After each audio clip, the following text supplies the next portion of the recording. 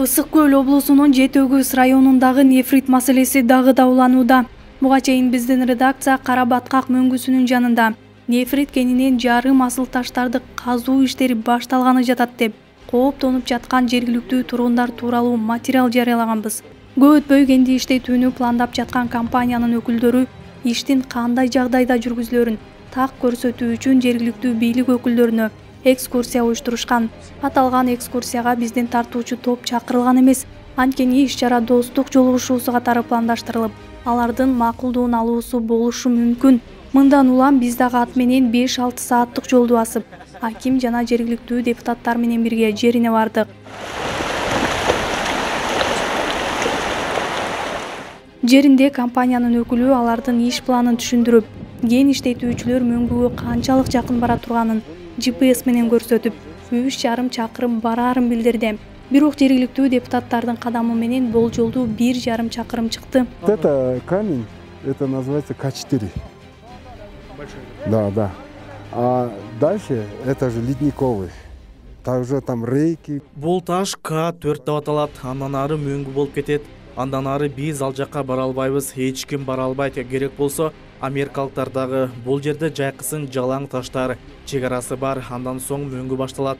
Биз бул жакты каспайбыз. Бул жерде картошкадай кылып жыйнайбыз. Ал эми бульдозерлор болсо жолдорду жасоо үчүн пайдаланылат. Ошондой эле компаниянын өкүлдөрү нефрит казуу экологияга эч кандай зыян келтирбестигин билдирди. Анткени жогоруда белгиленгендей картошка смалчоолтуп, лом же кол менен касышат. Алар жүк ташуучу унааларда эмес, кичинекей темир жолдо кылдаттык менен ташыла турганын айтышты. Бул түшүндүрүүлөргө Жети-Өгүздүн акими бул жакта муз көптүгүн белгилеп, демек суунун запасы да көп экендигин айтты. Мындан улам ал бул боюнча документтердин негизинде тиешелүү текшерүүлөр жүргүзүлөөрүн билдирди. Биздин бүгүнкү маалыматыбызга ылайык, бүгүн атайын ушул экология министрлиги тарабынан бул жерге экологияга зыяны жок деген оң корутундусун берген. Ошол оң корутундусунун негизинде бүгүн биз элдин дагы макулдугун сурап, бул жерде ошол элге да түшүндүрүү иштерин жүргүзүп атабыз. Кудай буйрса ошол бүгүнкү көргөндөрүбүздү биз жеринде элге дагы түшүндүрөбүз. Жыйынтыгы боюнча биз кошумча дагы маалыматтарды беребиз. Буга Geo Invest компаниясынын негиздөөчүлөрүнүн бири кенди касуу долбоору экологияга эч кандай зыян алып келбей турганын айтууда. Проект добычи он был составлен именно с условием требований вот этих. Бул долбоор бардык айлана чөйрөгө байланыштуу талаптар менен так даана түзүлгөн. Долбоор абдан кылдат иштелип чыгып, бир нече жолу кайра кароодон өткөн. Эгерде кандайдыр бир кемчилик болсо, мамлекеттик экологиялык экспертизадан өтпөй калмак. Элестетсеңер, башкы прокуратура УКМК карап жатат. Мыйзам бузуулар болсо эч ким макулдук бермек эмес да. Суу жана жер ресурстары башкармалыгынан билдиришкендей, мурда берилген лицензиялардын бардыгында эле экологиялык артыкчылыктар эске алынган эмес. Лицензия этой компании, я смотрел заключение, они... Бул компаниянын лицензиясы боюнча мен корутундусун карап чыктым. Албетте мыйзам чегинде бардыгы берилген. Ошондой эле экологиялык корутундусу да берилген. Бирок айрым лицензиялар мөңгүлөрдү тагыраагы айлана чөйрөнү эске албастан берилген. Ал эми эксперттер айлана чөйрөгө адамзаттын кийлигишүүсү өз таасирин тийгизет дешет. Естественно, любой разработку мы сожалению последует. Көпчүлүгү айтышат, сууга канчалаган чаңдар түшөт, сандар менен далилдеп бергиле деп. Бул элементардык эле нерсе чаң 10 метр же 100 метрге чейин болушу мүмкүн. Ага ар кандай нерсе таасир берет. Ошол эле мезгилде шамалдагы, ошол эле учурда жардыруу иштери жүрсө дагы таасир берет. Мен эми атайын байкоо мониторинг жүргүзбөй даанасын айта албайм. Бирок теориялык жактан булгануу болот. Ошентип кенедей нерседен чоң көйгөй болуп кетиши мүмкүн. Бул көйгөйгө бийлик тарабынан көңүл буруулар болгон. 2021-жылы өлкө башчы бууда сөз сүйлөп жатып, айрым инвесторлор экологияга зыян келтирип жатканы тууралуу өкүнүү менен билдирген. К большому сожалению, в Кыргызстане есть случаи, когда недобросовестные инвесторы... Тилекке каршы Кыргызстанда аверсиз ишкерлер ири кирешенин артынан сая түшүп, элдин ишени менен кыянаттык менен пайдаланып, өз ишмердүүлүгүндө экологияга зыян келтирбөө үчүн тийиштүү кам көрбөгөн учурлар бар. Мыйзамдарга ылайык кыргыз бийлиги мындай туура эмес аракеттерге бөгөт коюп, андан ары экологиялык кесепеттерди өздөрү чечүүгө аргасыз болууда. Президент бул кайрылууда Кыргызстандын атынан тоо мөңгүлөрүн сактоо боюнча резолюцияны демилгелеген. Под риском исчезновения также находятся многовековые ледники. Кыргызстандын тоолорунун көп кылымдык мөңгүлөрү, дарыялары жана биологиялык ар түрдүүлүгү да жок болуу коркунучунда. Быйыл ЮНЕСКОдо тоо мөңгүлөрүн сактоо боюнча резолюцияны демилгелеп жатабыз жана ошол эле учурда Кыргызстан киргизген жана жакында Бириккен Улуттар Уюмунун башкы ассамблеясы тарабынан жактырылган жаратылыш чек араны билбейт резолюциясын жоболорун ишке ашыруу боюнча эл аралык өнөктөштөр менен кызматташууну улантып жатабыз. Бул резолюцияны дароо эле 60тан ашык өлкө колдоп, кийин 2022-жылы ЮНЕСКонун алкагында 110 өлкөнүн колдоосуна ээ болгон. Ал эми Кыргызстандын өзүндө бул багыттагы иштер жогорку деңгээлде башталган менен орто аралыкта байкаларлык төмөндөгөн. Борбордук Азиялык жерди прикладдык изилдөө институтунун тең директорунун айтымында, министрликтердин ичинде аз гана иштер жүргүзүлгөн менен эл аралык кызматташуу таптакыр жок. Я ожидал, что страны Центральной Азии тоже мы объединимся. Мен Борбордук Азия өлкөлөрү да биригет деп күтөм. Эгер биз бул аймактын туруктуу өнүгүшүн кааласак, анда биз башка мамлекеттер менен макулдашып, тоо системасын колдошубуз керек. Биринчи мөңгүлөрдү сактап, экосфераны сактап калсак, ошондо гана ар бир аймактын туруктуу өнүгүүсүн сактайбыз. Биз мамлекеттерди бириктиришибиз керек. Ошон үчүн Кыргызстан 2026-жылга чейин туруктуу өнүгүү 5 жылдык программасын кабыл алып, Кыргызстандын жол картасын иштеп чыкты. Тилекке каршы мага мунун баары кагаз жүзүндө гана калып, иш жүзүндө кандайдыр бир программаны ишке ашканын көрбөй жатам. Белгилүү болгондой, бүгүнкү күндө Жаратылыш ресурстар министрлигинин алдында атайын түзүлгөн департамент мыйзам долбоорун иштеп чыгып, анын алкагында айрым лицензиялар кайра каралып жатат. Мыйзам долбоору министрлер кабинетине ушул жылдын сентябрь айында келип түшкөн. Андан кийин жогорку кеңешке жана президенттин кол коюусуна жиберилет. Андан соң гана мыйзам күчүнө кирет. Мы сейчас изучаем ледники, все вот эти вот лицензии будут. Биз азыр мөңгүлөрдү изилдеп жатабыз жана бул мыйзамды киргизсек, бул лицензиялардын баары кайрадан каралат. Министрликтер мыйзамдарды иштеп чыккыча адистер өз байкоолоруна таянып, сел түрүндөгү кырсык болоорун айтышууда. Анткени Кара-Баткак мөңгүсүнө жакын жерде чоң тоо көлү пайда болуп, анын тагдыры тууралуу кооптуу божомолдор айтылууда. Они хотят, насколько я знаю, я еще не смотрел документы. Мен азырынча документтер менен тааныша элекмин, бирок мага жергиликтүү тургундар билдиргендей, алар план боюнча мөңгүлөрдөн пайда болгон көлдү кургатып, айланасындагы нефритти чогултууну көздөп жатышат. Бул аймакта үйлөр жайгашкандыктан суунун агымы үйлөрдү бузуп кетиши мүмкүн. Белгилей кетсек, нефрит казууну пландап жаткан компания көлгө тийүү ниети жок экенин билдирген. Бирок мөңгүлөрдүн бузулушу сыяктуу кооптуу учурлар бар экенин да кошумчалашкан. Сейчас вот таяние ледника, его отход. Азыр мөңгү ээрип чегине баратат. Башкача айтканда акырындап алыса баратат. Бул ал турган аянт жыл сайын кичирей баратат дегенди билдирет. Быйыл андай болгон жок, бирок мурунку 2 жылда мөңгүнүн астынан чыккан шаркыратманын бийиктиги 6 метр болгон. Бул суулар мөңгүнүн негизги катмарына тийгенде ээри баштайт дегенди билдирет. Андыктан бул жерде муз массасынын бузулуу коркунучу бар. Буга чейин эксперттер билдиргендей, адамзаттын айлана чөйрөгө кийлигишүүсү ар кандай кесепеттерге алып келет. Биздин учурда мөңгүлөрдүн тез ээриүүсү болууда. Бул көрүнүш мыйзамда айтылган. Анда Суу кодексинин 62-беренесинде Давыдов жана Лысый мөңгүлөрүндөгү иш-аракеттерди эске албаганда башка мөңгүлөрдүн эришин тездете турган ишмердикке тыюу салынган. Есть принятый закон о ледниках. Мөңгүлөр боюнча кабыл алынган мыйзам бар. Ага ылайык мөңгү жайгашкан жерде эч кандай өндүрүшкө, ишмердүүлүккө уруксат берилбей тыюу салынат. Башкача айтканда, айыл депутаттары уруксат берген күндө дагы ал мыйзамсыз чечим болуп калат. Мыйзам азырынча жокко чыга элек. Жогоруда айтылгандай, уруксат Кумтордөгү Давыдов жана Лысый мөңгүлөрүнө гана берилген. Бул түзөтүүлөр 2017-жылы киргизилген. Ошондуктан мисалы Сарытор мөңгүсүнө жакын жерде кандайдыр бир иш-аракеттерди жүргүзүүгө тыюу салынган. Мындан улам бийик тоолуу муз коруктарынын жанында өндүрүштүк лицензияларды берүү карама-каршы келет. Бирок Кейо Инвест компаниясы тарабынан ижарага алынган аянтта бир топ суроолорду жаратат. Буга чейин редакцияга белгилүү болгондой, иштетүү үчүн берилген аянт 75 гектарды түзөт. Анын 11,5 гектары мөңгү, 50,67 гектары марена жана 2,9 гектары таштар. Бирок аталган компаниянын негиздөөчүлөрүнүн бири белгилегендей, лицензияда аянт тууралуу маалыматтар экспликациядан келип чыккан. Ал эми өндүрүш Тоо-Кен тилкесинде жүргүзүлөт. По-видимому, вы на Ниве ориентируетесь, да? Да. Да, но вы же вот сейчас были там наверху? Силер азыр жогоруда болдуңар да, ал жакта капталдарда Марена чөкмөлөрү бар. Алар кыязы жардан таш кулап, миңдеген жылдар бою калың таш катмары менен капталып турат. Демек, бул жерде биз лицензиялаган аянттын чегинде Тоо-Кен үлүшү болот. Ошентип болжолдуу иш аянты жалпы лицензиялык аянттын 50%-ын же 37,5 гектарын түзөт. Бирок тиешелүү башкармалыктын маалыматы боюнча компания 300 гектардан ашык жерге геологиялык чалгындоо иштерин жүргүзүүгө уруксат алган. Ал эми түздөн-түз өндүрүш үчүн аймакта ошол эле 75 гектар бар. Булар 2015-жылы лицензия алганда чалгындоо иштерин алган. Ошол себептен булар 321 гектарга лицензия алышкан. Аянт 321 гектар түзгөн. Анан чалгындоо ал жерде чалгындоо иштерин жүргүзүп, чалгындоонун жыйынтыгы менен 75 гектарга запасын чалгындашып 75 гектардан. Анан кийинкисинде 2020-жылы ошол 75 гектарга казууга лицензия алышкан.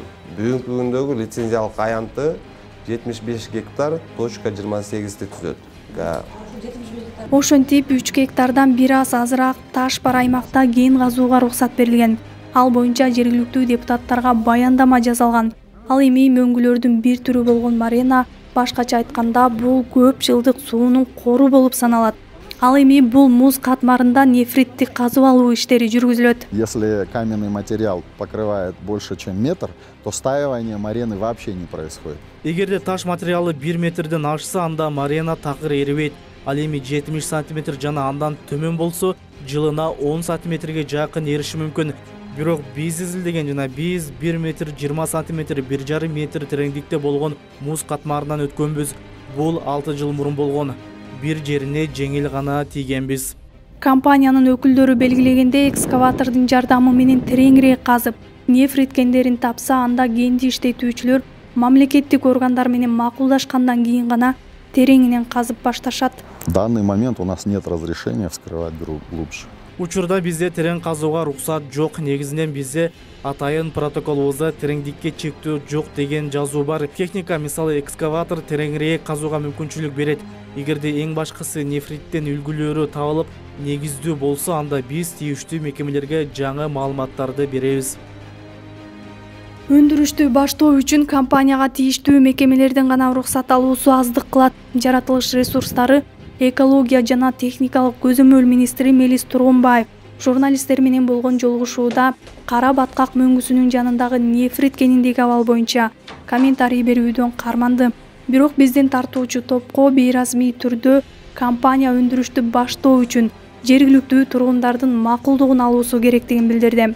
Ал эми жаратылыш министрлигине байланыштуу министр суроолорго даярданып гана жооп берерин айтты. Ал эми жергиликтүү тургундардын макулдугу тууралуу темага келсек, жергиликтүү депутаттар чогулуштарда каршы пикирлерин билдиришүүдө. Ал эми компанияларды компромисске келүүнү суранышууда. Барып көрдүк, буга чейин сессияда да каралган. Каралганда көптөгөн биякта мүчүлүктүктөр болгондуктан биздин ошо жергиликтүү элдин баягы келечегине, мындайча айтканда, кийинки биздин келечекке суу маселесине, ошол эле жердин баягы шартына, экологияга терс таасирин тийгизгендиктен биз макул болгон эмеспиз. Мөңгүлөрдү сактап калуу деги эле жалпысынан жаратылыштын коопсуздугу жергиликтүү бийликти да тынчсыздандырууда. 19 депутат катышкан. 19 депутаттын 18 каршы болгон, бирөө калыс болгон. Сессияда эколог катышкан. Наши инспектора поехали, гора как гора, да? Текшерүү мезгилинде бизден инспекторлор тоого барышкан. Ат менен 2,5 саат жүрүп отурушту. Жол жок, эч нерсе жок, эч кандай жумуштар деле жүргүзүлгөн эмес.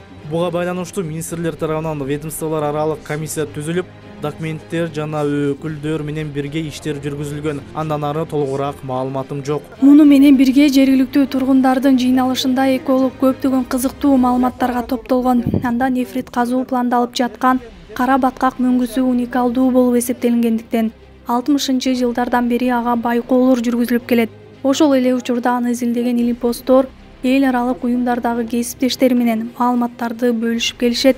Көрөлү деп келсек, ошол Алар айткан жердин баарында азыр почти дерлик мындайча айтканда 50%-ин тегерегинде мөңгү жатат да, алар айткан жерлерденчи.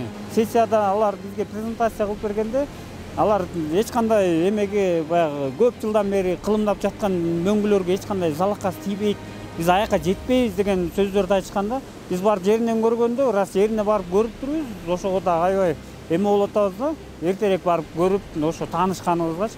Бирок Geo Invest компания өндүрүш үчүн лицензияны бүгүн же кечээ алган эмес. 2015-жылы лицензия алган. Ал убактагы мыйзам боюнча эгер суралып жаткан жер аукциондук же конкурстук объектилерге туура келбесе, түз жол менен эле лицензия берилген, туура келбегенине байланыштуу. Анан ошол лицензиянын негизинде чалгындоо иштерин жүргүзүшүп 2019-жылы чалгындоо иштерин жыйынтыгы менен запасын коюшкан мамлекеттик баланска. Жергиликтүү кеңештин депутатынын айтымында, мындан 8 жыл мурун жергиликтүү бийликтен буга эч ким макулдук берген эмес, эч ким макулдук сураган дагы эмес. Чалгындоо иштери жүрүп атканда ушундай сос пакеттерди сунушташтырды аларчы. Бирок ал сос пакеттерди качан кандай сунуштаганын биз ошол убакта деле сазыкта депутат болчубуз. Ошондо биз жок экенбиз да. Ал эми жергиликтүү тургундар чогулуш учурунда алар тийиштүү өкүлдөргө аталган компания жергиликтүү бюджетке кандай жардам бере ала турганына кызыгышты. Тургундар зарыл болгон нерселер жол, электр жарыгы, интернет жана суу бар экендигин кошумчалашты. Суу итагыле деген мына баждын полягон балдар отурат, Бакыровканын балдар отурат, жазында суу деген кандай кылыш болуп атабыз. Биз азыр деген поле сугарган кайрып атабыз. 5 жылда 10 жылдан кийин тияктан талкап ичерге суу таппай калса кайдан барабыз? Биз полени кайрыбай отуруп, бала чака неберелерге иче турган сууну ойлонбойбузбу? Мөңгүгө келечек муңга калсын. Кандай нефрит болсун, кандай эмне болсун, кандай байлык болсун. Аякта жекеле нефрит издебейт. Аякта горный хрусталь издейт да. Толтура нерсени издейт байлыктар. Биздин эми тодо жакшылап байлык бар да. Аякта даже алтын чыгышы мүмкүн. Ар кандай бар да. Ошону да казабыз деп дагы дальше кетип кетет. Лучше тура берсин. Биздин урпактарга калсын. Экология да таза да болот. Өзү да суу ичет. Ошол суудан, чоңгусун суусунан. Давай айыл суу ичет. 90-жылдагыдай ачка калган жериңер жок. Туурабы? Ар бириңдин үйүңдө наның бар, токочуң бар, малың бар. Ар бир айылда жол жасалып атат. Светиңер үйүңөр келген, интернетиңер бар, сууңар бар. Бизге дагы эмне керек? Ушуну айткылачы. Иштейм десеңер, тиил жумушка барып атасыңар, ал жакпай калды болуп, буга кетип атат. Жумуш жок эмес. Казакстандан Россияга, Россиядан чыгып Америкага кетип атат да. Эч кандай жардам тийбесе, ана булар бюджетке пайда түшүрбөсө, ана муну аким, ана экологдун кереги жок, бак эл чечет бүттү. Башта унутпайсызбы? Туурабы? Кандай десе? Эмне биз суу деген адамдын өмүрү болот, ана сууну нефритке алмаштырган эки адам өзү чөтөгөнө кызык эмес да. Натыйжада нефритти казуу Geo Invest компаниясына гана керектей болуп калды. Анткени жергиликтүү тургундар аларда таза мөңгүнүн суусу болушу керектигин каалашат. Управление былтыр түзүлгөн. Ошол себептен былтырдан бери ошо иш жүргүзүп, бир жол эмес, мына былтырдан бери ушул ленингтер менен иштеп аткан мына научный мекемелерди биз ушул МЧС, мына Гидромет ушу нечинчи жолу уже чогулуп ушул боюнча ишти жүргүзүп атат. Себеби ошондой эле мөңгүлөрдүн тагдырына ага байкоо жүргүзүп жаткан окумуштуулар да тынчсызданып жатышат. Анткени белгилүү болгондой кара баткак мөңгүсү дүйнөлүк мониторинг реестрине киргизилип, көптөгөн жылдан бери байкоолор жүргүзүлүп келет. Ледникокарбат, моренный ледниковый комплекс Карбат как называется? Ледникокарбат. Эгерде бул жерде казуу иштери баштала турган болсо, биз комплекстүү изилдөөлөрүбүздү токтотууга аргасыз болобуз.